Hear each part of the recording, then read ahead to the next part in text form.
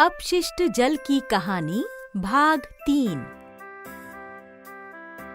नमस्ते बच्चों, आपने पिछले वीडियो में अपशिष्ट जल के उपचार के बारे में सीखा था।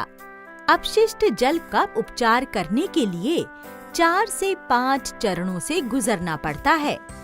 इस उपचार में भौतिक, रासायनिक और जैविक प्रक्रियाएं शामिल होती हैं।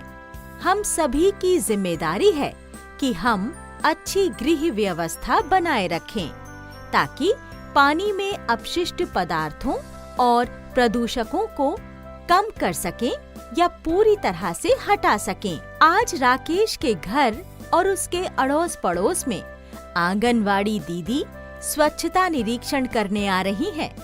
चलो चलते हैं। इस कहानी के उद्देश्य हैं: क. समझना है कि घर में स्वच्छता को कैसे बनाए रखना है। ख. समझना है कि सार्वजनिक स्थलों में स्वच्छता क्या है। दीदी, क्या मैं अंदर आ सकती हूँ? कमला, अंदर आओ। कैसे आना हुआ? दीदी, मैं घर घर का निरीक्षण कर रही हूँ। आजकल काफी बारिश हो रही है और जल जनित बीमारियां फैल रही हैं। हाँ, राकेश भी कह रहा था कि सुनील एक हफ्ता बीमार था और उसे हैजा हुआ था। हाँ दीदी, इसीलिए मैं इस मोहल्ले के घर घर जाकर देख रही हूँ कि साफ सफाई हो रही है या नहीं। नमस्ते दीदी। नमस्ते। चलिए घर का निरीक्षण करते हैं। कई बार हम नाली में और हाथ धोने के सिंक में कई चीजों को फेंकते हैं जिनसे पानी दूषित हो जाता है। हाँ दीदी, मास्टर जी ने कहा था कि हमें खाना पकाने के तेल और चिकनी चीजों को नाली में फेंकना नहीं चाहिए। हाँ, सही कहा। हमें तेल और चिकने पदार्थों को एक बोतल या बर्तन में इकट्ठा करके ठोस वस्तुओं के अवशेष के साथ फेंकना चाहिए। उसे कूड़ेदान में फेंकना चाहिए। यदि हम ऐसा नहीं करते तो तेल युक्त पदार्थों को जल से अलग करने में मुश्किल होती है। कमला, हम चाय पत्ती, सैनिटरी टॉवल, ठोस खाद्य पदार्थ इत्यादि को भी कूड़ेदान में ही फेंकते हैं। हमें पता है कि अगर रुई या सैनिटरी टॉवल को शौचालय में फेंक दिया जाएगा तो नाली के पानी के बहने में बाधा आएगी।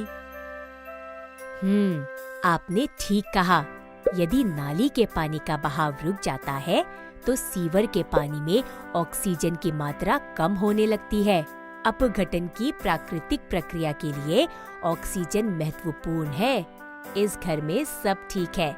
मैं अभी लता के घर जाऊंगी। नमस्ते दीदी, अंदर आओ।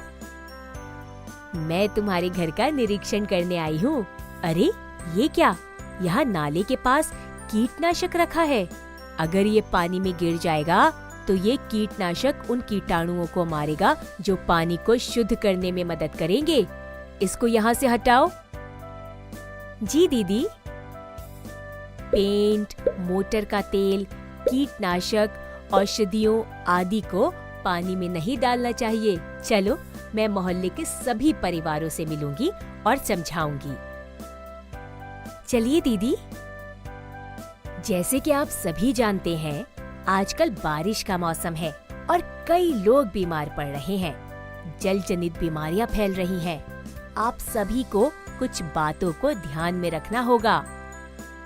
दीदी, मुझे पता है कि हमें खुले में और पानी के स्रोतों के पास शौच नहीं करना चाहिए। ऐसा करने से सतह का जल और भूजल भी दूषित हो सकता है और हमारे पेयजल के स्रोतों में मिल जाने से हम जल जनित बीमारियों के शिकार हो सकते हैं। सही कहा सुनील ने। ऐसी कई सावधानियां हैं जिनका पालन करके हम जल प्रदूषण को रोक सकते हैं और पानी को काफी हद तक मैला होने से बचा सकते हैं। इसीलिए आप लोगों को नदी के किनारों, रेल की पटरियों, खेतों इत्यादि में शौच नहीं करना चाहिए। इससे सिर्फ बीमारी फैलती है। सरकार ने काफी सारे सार्वजनिक शौचालय बनवाए हैं, हमें उनको इस्तेमाल करना चाहिए। बच्चों, क्या आप सोचकर बता सकते हैं कि हवाई जहाज और बड़े समुद्री जहाज में वाहित मल का निपटारा कैसे होता है? रामू काका ने ठीक कहा। अभी कम पानी इस्तेमाल वाले कई वाहित मल निपटान तंत्र हैं जो पानी को प्रदूषित नहीं करते हैं। ये हमारे गांव में भी हैं। दीदी, हमें कूड़ा भी सही जगह फेंकना है ना? लता ठीक कह रही है। हमें सार्वजनिक स्थानों जैसे बस स्टैंड, रेलवे स्टेशन, मेले और भीड़ वाली जगहों में कूड़े को सही जगह पर फेंकना चाहिए। शौचालयों को साफ रखना चाहिए ताकि दूसरों को असुविधा ना हो। प्लास्टिक की बोतलों, पैकेट इत्यादि को सही जगह पर कूड़ेदान में फेंकना चाहिए, ना कि जल स्रोतों में। हाँ, जल को दूषित करना कानूनन अपराध है।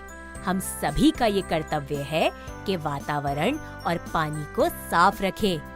और मुझे उम्मीद है कि आप सभी सफाई का ध्यान रखेंगे। धन्यवाद। हाँ, धन्यवाद दीदी। बच्चों, इस वीडियो में आपने देखा कि घर में और सार्वजनिक स्थलों में स्वच्छता कैसे बनाए रखनी चाहिए। ये सभी की जिम्मेदारी है और सभी को स्वच्छता के नियमों का पालन करना चाहिए। हम सभी को एक कदम स्वच्छता की ओर बढ़ाना चाहिए। धन्यवाद।